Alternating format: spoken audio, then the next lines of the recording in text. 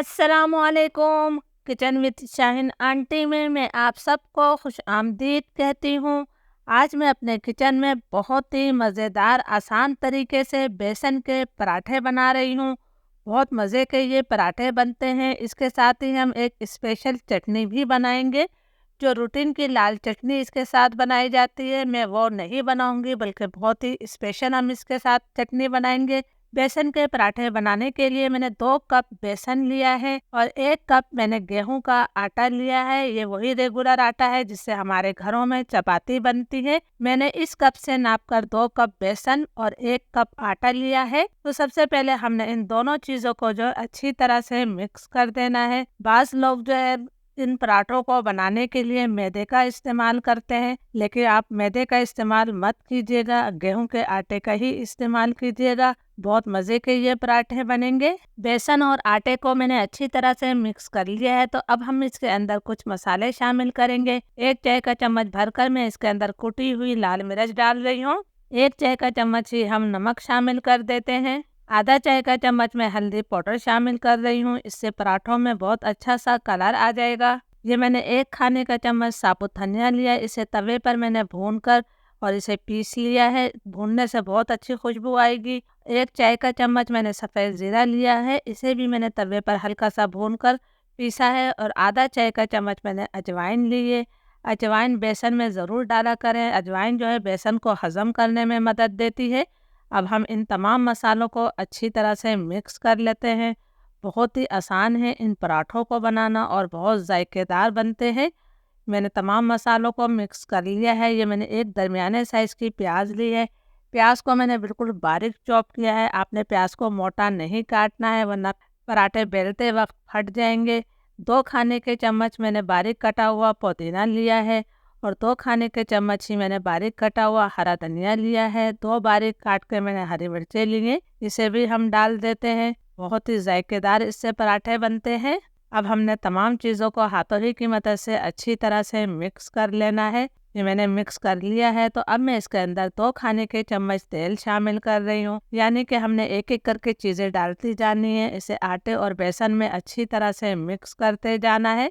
अब मैं तेल को भी अच्छी तरह से मिक्स कर लेती हूँ। तमाम चीज़ों को मैंने अच्छी तरह से मिक्स कर लिया है। तो अब मैं इसके अंदर थोड़ा थोड़ा पानी डालती जाऊंगी और इन तमाम चीज़ों को अच्छी तरह से मिक्स करते हुए हमने आटे को गूंद लेना है। आपने एकदम पानी नहीं डालना है, थोड़ा सा पानी डालना है, उसको अच्छी तरह से मिक्स करना है। आटा हमने इसका इस तरह गूंदना है, ना ज़्यादा सख्त होना चाहिए और ना ही बहुत ज़्यादा नरम होना चाहिए। आटे को मैंने 2-3 मिनट तक अच्छी तरह से मसलते हुए गूंद लिया है। आप देख सकते हैं ये ना ज़्यादा सख्त है और ना ही ज़्यादा नरम है।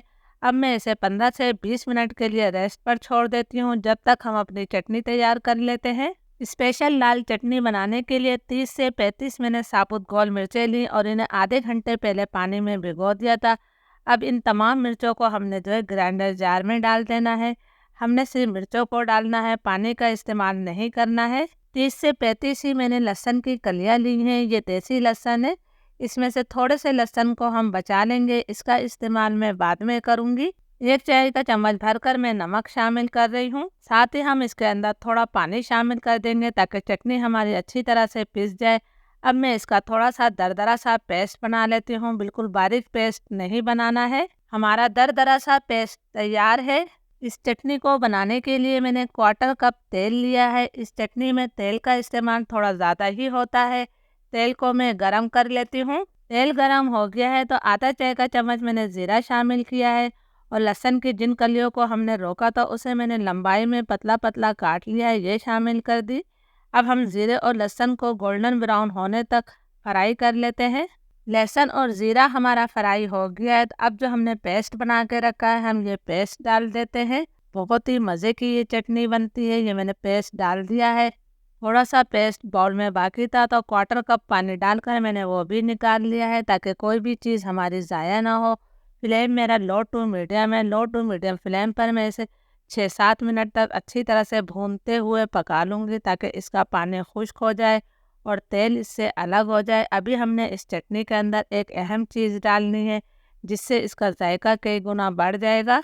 5-6 मिनट तक मैंने चटनी की अच्छी तरह से भुनाई कर ली है। तेल इससे अलग हो गया है। अब इस चटनी के जायके को कई गुना बढ़ाने के लिए मैं इसके अंदर 3 खाने के चम्मच भरकर दही शामिल करूँगी। यकीन करें, दही डालने से इस चटनी का जायका कई गुना बढ़ जाता है।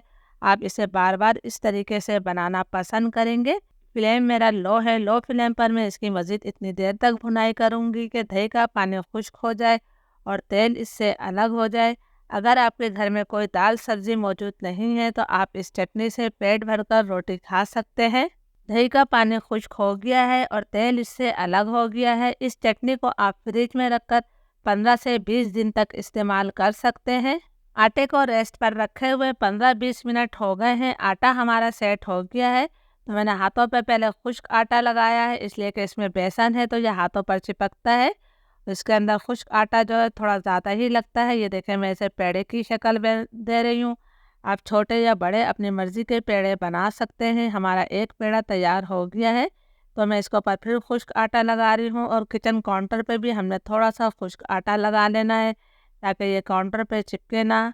या मैं हाथों की मदद से इसे दबाते हुए थोड़ा सा बढ़ा लेती हूँ। अब हमने इसे बेलने की मदद से बेल लेना है। बहुत ज़्यादा पतला आपने इसको नहीं बेलना है, थोड़ा सा आपने इसको मोटा ही रखना है। रोटी को मैंने बेल लिया है और आप देख सकते हैं कि इसे मैंने थोड़ा मोटा ही रखा है। तो चलिए अब हम इसे तवे पर डाल लेते हैं। ये मेरा लोहे का तवा है। मीडियम फ्लेम पर मैंने इसे गरम कर लिया है। अब हमने इसके ऊपर जो अपने बेसन की रोटी को डाल देना है और 15 से 20 सेकंड एक तरफ से पकने देना है। एक तरफ से इसे पकते हुए 15-20 सेकंड हो गए हैं। तो अब हमने इसके ऊपर घी शामिल करना है। कोशिश किया करें कि पराठे घी से बनाएं, उससे बहुत ज़्यादा मज़ेदार बनते हैं। ये मैंने घी लगा दिया है। तो अब मैं इसकी साइड को तब्दील करूँगी। ये देखिए जी, मैंने साइड तब्दील कर दी है। आपने इसको हल्का हल्का सा दबाते हुए अच्छी तरह से सेकना है। थोड़ा सा मैं इसके अंदर घी और शामिल करूँगी। हम इसके अंदर घी डालेंगे तो इस तरह पराठे हमारे बहुत ज़्यादा मज़े के बनेंगे। हमने इसे इतनी देर तक सेकना है, हल्का हल्का सा दबाते हुए, ताकि इस पर अच्छा सा गोल्डन ब्राउन कलर आ जाए। पराठे को अच्छी तरह से दबाते हुए मैंने एक तरफ से सेक लिया है। तो अब मैं थोड़ा सा घी इसके ऊपर भी शामिल करूँगी। ये मैंने थोड़ा सा घी डाल दिया है। अब हम इसकी साइड को तब्दील कर देते हैं। माशाल्लाह, आप देख सकते हैं कि कितना प्यारा सा गोल्डन कलर आ गया है इसके ऊपर। अब हमने पराठे को दूसरी तरफ से भी इसी तरह से दबा दबा कर सेक लेना है। पराठा हमारा दूसरी तरफ से भी अच्छी तरह से सीख गया है। तो मैं इसे प्लेट में निकाल लेती हूँ। आप देख सकते हैं माशाल्लाह कितना अच्छा हमारा पराठा बना है। बस इस तरह मैं बाकी तमाम पराठे भी बना लेती हूँ।